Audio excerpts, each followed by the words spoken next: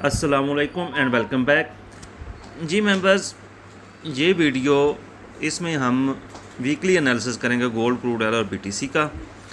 सबसे पहले ये गोल्ड का चार्ट है। मंडे को ऑस्ट्रेलिया और न्यूजीलैंड में बैंक हॉलीडे होगी और दूसरा जितने भी डेटा हैं कोई 5 के 6 सेंट्रल बैंक्स के coming week interest rate data हैं, इंटरेस्ट रेट डिसीजन है और उस डिसीजन में इंटरेस्ट रेट मेंटेन रखा जाएगा। सब के सब सेंट्रल बैंक्स अपना इंटरेस्ट रेट मेंटेन रखेंगे, यही फोरकास्ट है फ़िलहाल।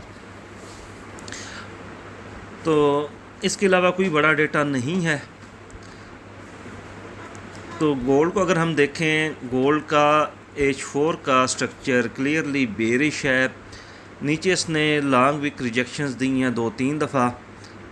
इस कैंडल को आप देख लें, यहाँ पे कर्सर है, इस कैंडल को देख लें। ये फ्राइडे को भी इसने एक लो लगाया, लॉन्ग वीक रिजेक्शन दी और यहाँ पे H4 बाय इनगल्फिंग बाय का ऑर्डर ब्लॉक बल्कि डिमांड कैंडल क्लोज़ की है और 4700 के साइकोलॉजिकल लेवल के ऊपर क्लोजिंग दी है।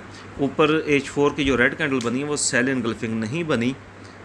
तो इसका मतलब यही है कि मार्केट यहाँ पे आके इस लेवल से, इस H4 की बाय इनगल्फिंग से ऊपर की तरफ जाएगी और ऊपर एलियट वेव की रिट्रेसमेंट भी ड्यू है। मिनिमम जो इसकी रिट्रेसमेंट बनेगी वो 4770 बनेगी और मैक्सिमम 4820 बनेगी।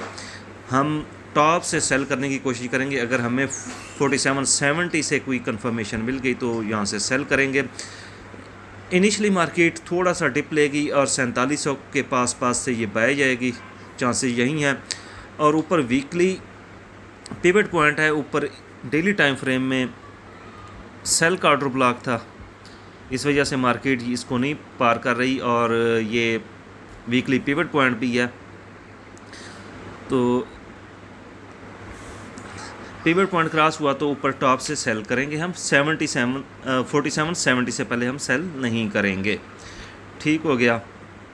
और ऊपर जो सेल का एरिया है इसमें H4 में कोई ऐसी इनगल्फिंग कैंडल नज़र नहीं आ रही, लेकिन अब 2H टाइम फ्रेम में देखेंगे तो आपको ऊपर सप्लाई कैंडल नज़र आएगी टॉप पे। ये यहाँ पे हाई लिखा हुआ आ रहा है, यहाँ पे आप देखें ये सप्लाई कैंडल है, फेयर वैल्यू गैप के साथ है, ऊपर पिन बार रिजेक्शन है। तो ये एक हाई लिक्विड एरिया है, जहाँ से मार्केट एक शार्प सेल ले सकती है। जी नेक्स्ट पेयर हमारा BTC ऊपर से थोड़ी रिजेक्शन लेके डाउन आ रहा है। अगर H4 में देखें तो स्कैल्पिंग के लिए बाय का जोन इसका 75,400 76,000 ये लेवल बनेंगे। लेकिन मेरे ख्याल के मुताबिक H4 के अंदर जो मूव चला हुआ है इसको तकरीबन 71 72 तक आना चाहिए। यहाँ से वीकली के लेवल बनेगा, ये एक अच्छी बाय बनेगी और मार्केट यहाँ से ऊपर गई। अगर ये 80,000 ब्रेक कर गई तो इसने जो एक बड़ा सेल का मूव दिया हो उसकी रिकवरी अभी तक पेंडिंग है। इसको तकरीबन 92,000 99,000 और 106 1,06,000 तक ऊपर जाना चाहिए रिकवरी के लिए BTC को। ठीक हो गया। नेक्स्ट क्रूड ऑयल को देखते हैं। चार्ट ओपन हो लेने दें जी।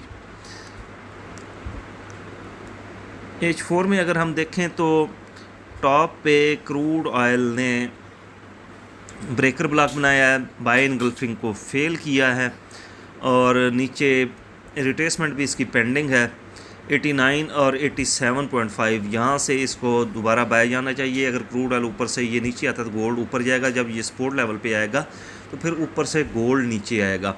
मतलब ये भी इसको वैलिडेट कर रहा है गोल्ड के एनालिसिस को भी कि क्रूड ऑयल इनिशियली डाउन आएगा और गोल्ड अप जाएगा और फिर ये उसके उलट चलेंगे जब गोल्ड टॉप पे होगा और ये अपने सपोर्ट लेवल पे होगा। क्रूड ऑयल को अगर आपको दोबारा 95 96 मिले तो यहाँ से सेल करें और 89 और 87 यहाँ से इसको आप बाय करेंगे।